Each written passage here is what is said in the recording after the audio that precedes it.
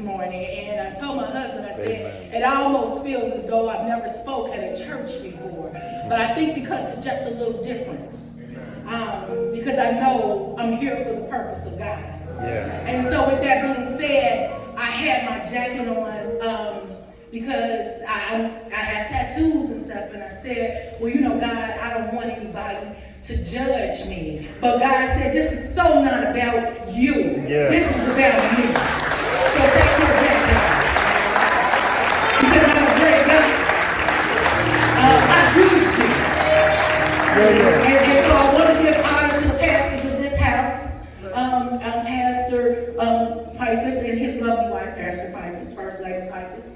And I also want to give an acknowledgement to my own pastors, Pastor Tyrone and Maxine Gray from Shepherd Heart, which is where I bring you greetings from this morning. I want to acknowledge my sister in ministry, Minister Lakeisha Ely from Corinthian, and my big sister always, Shelley. Along with my husband, who undergirds me as I make this transition. Yeah. Right? I could not do this without him standing behind me, because I'm such a baby in Christ still. And so he pushes me forth. He truly is the head of our household. Sometimes I think I am, but then he get me back in place. So I'm going to take, because Pastor said I was at home, so I'm going to take my shoes off, because I ain't really comfortable unless I take my shoes off. And the reason why I do that, because I want to be in touch with what it is God is giving to me. So if I stand before you with my shoes on, I don't really feel like I'm receiving what he has for me. It feels like I'm separated from him when I have my shoes on. And so, as Pastor said, I am a spoken word artist, but I want to start you off this morning with Matthew 25:14-30. Amen. And bear with me, because as I said, I'm still a baby, so I'm getting used to all of this, because God is working in me real quickly. Matthew 25:14-30, and it's tradition in my house that we'll stand for the word. For the kingdom of heaven is as a man traveling into a far country, who called his own servant and delivered unto them his goods. And unto one of them he gave 5 talents, to another 2, and to another 1, to every man according to his several ability, and straightway took his journey. Then he that had received the 5 talents went and traded with the same, and made them other 5 talents. And likewise, he that had received 2 also gained the other 2. But he that had received 1 went and digged in the earth and hid his Lord's money. After a long time, the Lord of those servants come and reckoned with them. And so he that had received 5 talents came and brought over 5 talents, saying, Lord, thou deliverest unto me 5 talents. Behold, I have gained beside them 5 talents more. His Lord said unto him, Well done, good and faithful servant. Thou hast been faithful over a few times. I will make thee rule over many things. Enter thou into the joy of thy Lord. He also that had received 2 talents came and said, Lord, deliver this unto me 2 talents. Behold, I have gained 2 other talents beside them. His Lord said unto him, Well done, good and faithful servant. Thou hast been faithful over a few things. I will make thee ruler over a few things. Enter into the joy of thy Lord. Then he that which received the 1 talent came and said, Lord, I know that these thou art an hard man, reaping where thou hast not sown, and gathering where thou hast not strawed. And I was afraid, and went and hid thy talent in the earth. Lo, there thou hast that is thine. His Lord answered and said unto him, Thou wicked and slothful servant, thou knewest that I reap where I sow, not and gather what I have strawed. Thou oughtest therefore to have put my money to the exchange, and then at my coming I have received my own with surety. Take therefore the talents from him, and give it unto him which hath 10 talents. In other words, he took the 1 talent away from him. I'm going to stop right there, because the point of it was right there. I don't want God to take my talents from me. Please be seated. but I want you to know, and I want you to say, God, don't take my talents from me. And so I say all that because I am a spoken word artist, so I want to give you that piece of me. But I want to tell the reason why that part stands out to me so much, because I had this one talent, the art of spoken word. I wouldn't give it to the world. I even said to people, I am not a spoken word artist. I'm a writer. I am a lyricist, or whatever I thought I was. And then when I went to go try to write poetry, I couldn't do it. So I asked God, I said, well, what's going on? And he said, well, you said what you were not, so why would I let you be? I gave you that talent, and instead of sharing it with the world, you hid it. And I hadn't even read this verse at that time. I didn't even know about the man hiding his talents. So I want to share my spoken word piece with you all, because there's some of us out here that got some talents and we burying them. God had gave us some gifts and we ain't doing what it is we're supposed to be doing with them. We unhid them. And so because we're doing it, he can't multiply us. Amen. Manifesting within me is creativity. But like a bird that flies, it claws to be free from the prison known as my mentality. I can feel it within the depths of my belly. It fights, kicking, wanting to live outside of me. But you see, I've been restricted by the notions of this society. My ideas have become hindered by the chain that wrap around my brain. They cause me to be enslaved. They squeeze me daily. And this causes me to miscarry what might just be my greatest legacy. I swear, I'm ready to give birth so I can have a better understanding of my worth. Because I am only worth what I imagine. And imagining zero has become a bad habit. So I feel as though it's impossible for me to have it. So I lay still while mentally my man performs abortion again and again. But I pray to God that one day I will be a mother of elevated ideas. I'll play Nobel Peace Prizes as my kids, rather than kill my offspring and have stillborn babies. Just maybe I'll grab on to what I can have, which would be me, fulfilling my destiny, believing in my dreams, giving thanks to God for the gifts that he gave me. Rather than embracing insanity, I can shake free from hypocrisy, because nobody wants to walk around in endless pregnancy. My spirit listens but ignores, so I can't walk through an open door, but I watch as the knob continuously turns and turns, because I yearn for the change I can make. If only I understood my mistakes. Just maybe I could be what God intended. Just maybe we could be what God intended. Greatness, fully extended. I'm ready to give birth. Now I say that because we got to be ready to give birth.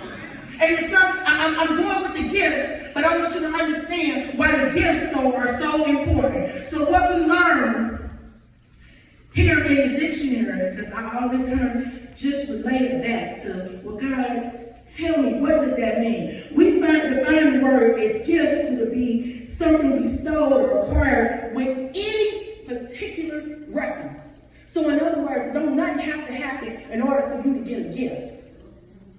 God just give it to us. Your neighbor just give it to you. You don't have to be no birthday. We have started associating with different things, but it doesn't have to be. You can get your gift at any time.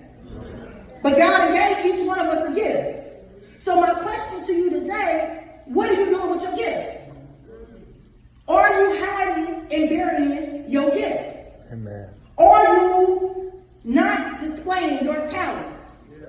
Some of us, we in the church and we just sit back and watch. We're not really doing nothing. We want to be singers. We want to be pastors. We have to do it. We don't really like the way the deaconesses are doing some other stuff, but we don't go up and help. We're not displaying what our gifts can be. And the gift can be from the smallest of things to the largest of things. The talent can be as simple as organization. Because I ain't got that part of life together. I took a test the other day. It was the HBDI test, where they do the quadrants of the brain. And so each section had a different color. It was a blue, and it was a yellow, and it was a green, and it was a red. And so I was more yellow and red with a little bit of green. But the lady said I had no blue. And she was like, you really ought to work on having some blue. And I thought to myself, I ain't got to work on blue because God blessed me with a husband the blue. See, the blue was the financing and the logic and the planning and detail. And I said, well, praise God for the husband. Because I ain't never been blue. And so I say that because some of us in here, and we looking at people and we saying, they're missing blue. And we can be the blue that come in and feel that, but we hiding our gifts. We don't want to. We hiding our talents. And talents, this natural skill, this things that you do well. I always said, I said, well, God, I hid it because the only thing I could ever do was talk. I didn't see how that was a gift because my mama used to tell me I talk too much. But what I didn't realize was the one gift that I had, I could take that gift and motivate everybody else to use that gift. That one gift that I had could inspire everybody else. And so, because I was told I talk too much, I would just say, people don't believe it about me now, but I really did. I would just be quiet and just try to I was just trying to speak. All right, Minister Lakeisha. I was trying to be real quiet because I didn't want nobody questioning how much I was talking, not realizing that was my gift that God gave me. The word tells us in Isaiah 11:1-2, God gave us 6 to 7 gifts, spiritual gifts. I've really been on that lately, and I'm going to tell y'all gonna see where I'm going with the gifts that you're hiding and the gifts that you should be concerned about and the spiritual gifts that God gave you. God gave us the spirit of wisdom, understanding, might, the spirit of knowledge, the fear of the Lord. It's 2 more. They're right there. Help me out, Pastor. Look up. Look up. It's up there. Okay, look at that. Okay. I ain't looked up there one time yet. Like, that would have made it a lot easier. Why didn't you tell me? It's right there, too. Okay, so Isaiah 11:2, verse 2, and the Spirit of the Lord shall rest upon him, the Spirit of wisdom and understanding, the Spirit of counsel and might, and the Spirit of knowledge and the fear of the Lord. So those are just natural gifts that God gives to us. Just things that he says, here, take this and do what you will with it.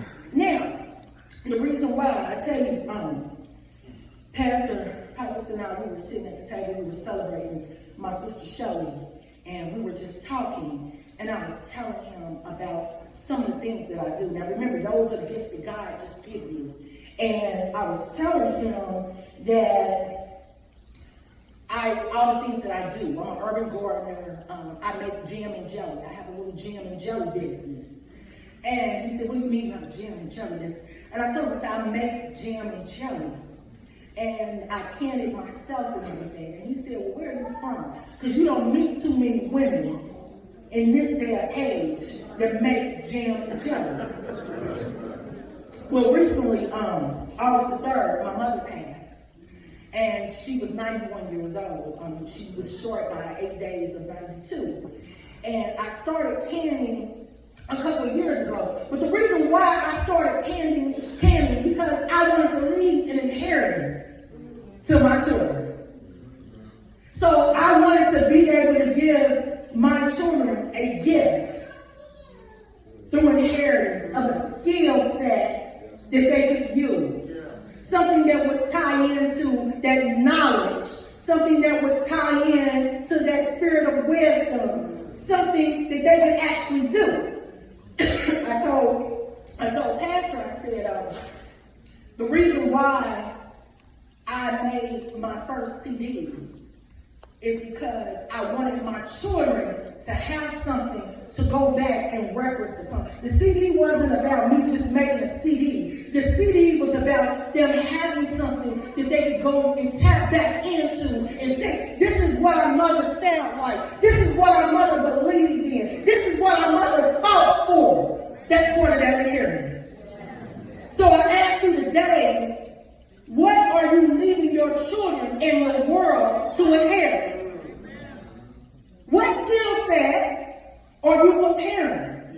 A lot of times in today's world, when we hear the word inheritance, we think to ourselves, how much money I'm going to get? How many properties I'm going to get? What the return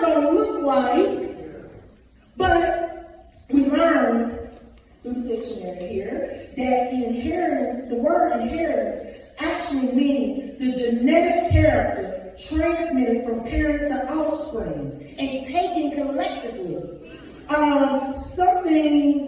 It says in material possession received from the predecessor, a portion birthright heritage. And I'm glad that it said birthright, because in other words, you don't really have to come to me. It is your birthright to have an inheritance. But the only problem with that is we can't give an inheritance if we are hiding our gifts. The gifts are things that God gives us to pass on, because we are supposed to be teaching each other. We're supposed to be spreading the gospel. But if you're sitting back hiding your gifts, how does that happen? It can't. It cannot happen. I got myself worked up here. Give me a second. I lost my train of thought. And the reason why, because I get real excited when we get to talking about inheritance and we get to talking about what we leave in the world. Because I want to leave my mark on the world. I want the world to know me not by what it is that I have, but what it is that I've done. During my mother's funeral, one of the things that my pastor said that stood out to me, my mother had lived from 1926 to 1918. And 2018. And so she said, I heard the beginning and the end, but I want to know what happened in between the dash. And so ever since then, I've been working on what it is I'm going to do in between the dash to leave to my predecessors. And so I asked you to look internally into yourself and say, well, what am I leaving to my predecessor? If you leave here today, what will the church remember you for? What would you have contributed? It's great that you pay tithes, because that's what we're supposed to do, praise God. But at the same time, what other gifts could you have contributed to that house that you didn't do? And you got to ask yourself that. Is it just good enough for me to show up? And so when we talk about our children, is it just good enough for me to leave money to them? Is it just good enough for me to leave them property and cars? Is it good enough for me just to leave insurance policy? No! What skills did you leave them? What will they remember you by? What can they do that you showed them and gave them internally? And we gotta ask ourselves that, because we got a whole bunch of children walking around not knowing how to do nothing. I tell people all the time, when you talk about the charity, and not all the time, because I've seen some fabulous parents and they still have issues with their children. Because, sometimes our children get out in the world and the world take on them. But at the same time, parents, what are you leaving to your children? What are you leaving to the nieces and nephews? What are you teaching them? What are you giving them? What are you leaving to your brothers and your sisters? What are you leaving to your peers? Am I giving you the gift of love? Am I giving you the gift of kindness? Am I giving you a part of my heart? Am I being in alignment with what God says it is I'm supposed to do to the world or for the world? Because if not, you ain't doing nothing with your gifts. You sitting on them. You ain't sharing them. He can't multiply them. I tell you, once I started doing poetry, sometimes people forget I'm a spoken word artist. Because once I started doing poetry and living in my purpose, I don't even do poetry as much as I used to. Because once I started doing it, he started multiplying me. It was like I had the prayers of Jabez in my life. He started expanding my territory. He started pulling out of me. He started sending me different places. And I'm going to tell you, sometimes I'm shocked. Because for me, I had my first baby when I was 14. So sometimes I stand before people and I know that I shouldn't be, but I thank God for my mother and the prayers and the gifts that she gave me. And so once that started happening, I start doing things that I seen her doing. because she was showing them to me. I started going out gardening. I'm a master gardener. I work for a program called Preschool Promise. I do family engagement. I make jams and jellies. I try to show up at everybody's thing or call them just for support. Sometimes people look at me and say, you spread thin. No, I ain't spread thin. I'm doing what God allowed me to do. Because anything that he don't allow me to do, I can't do it. I went and bought a guitar. I thought I was going to play. Mike trying to throw the guitar away. I had the guitar for 10 years. I'm going to learn how to play it. Sometimes Lakeisha and Shelly, they singers. Sometimes I want to sing. And when I sing, it's kind of like that screeching sound. And God said that ain't one of your talents. That ain't one of your gifts. I still try now, because I'm thinking one day, I'm waiting for him to put that in me and say, go on and do it. Them two laughing because they hadn't heard me sing. But like I said, I'm singing for the Lord. That's between me and him. But at the same time, if you're not trying, how can God use you? If you're not even willing to go to the forefront and make yourself available and open for God, because how many times we close ourselves off to God? I'm going to tell you, I closed myself off from God from this for a long time. I didn't want to be a minister. Because in my mind, I came from an older church and that meant certain things. And so I was kind of running from it. My husband was in Pastor Piper's office laughing like I got to take video because I can't believe when you hear it. And the reason why, because he knows that I have been running. I've been in charge of praise dance. I've been the band ministry. I've been the Young Women Christian Council. And every time God would put me at the forefront, I would be backing out the door. Backing out the door. I come up with some reason and excuse on why I could not. And I ask that because how many of you are coming up with excuses on why you cannot?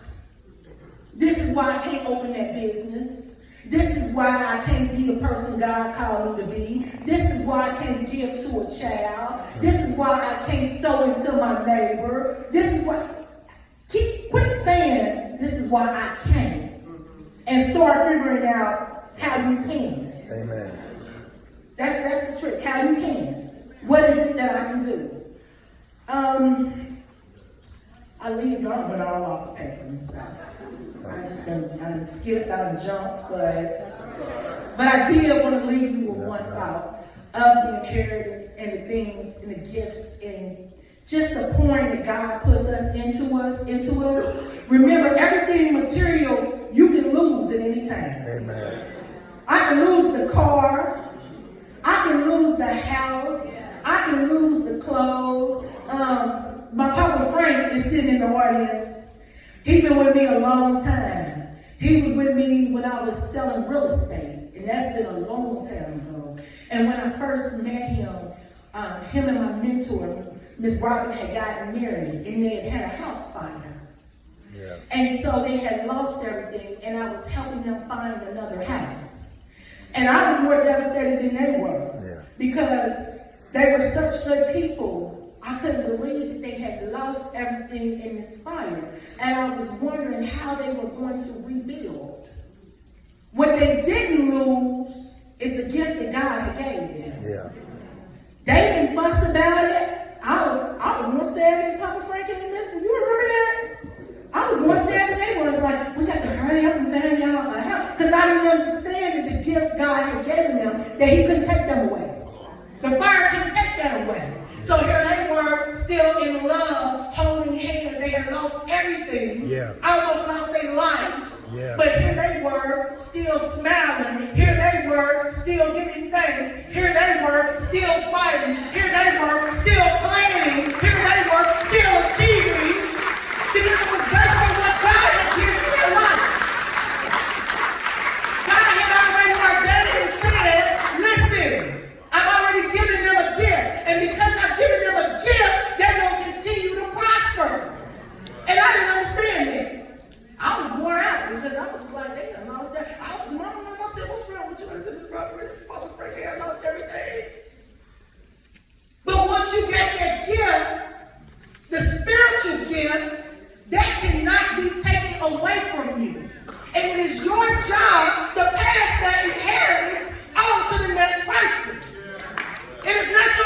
keep that gift and bury it.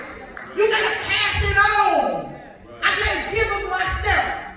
I got to stay connected, building relationships with God. Say, Father, use me so I can share my gifts. That's all I got today.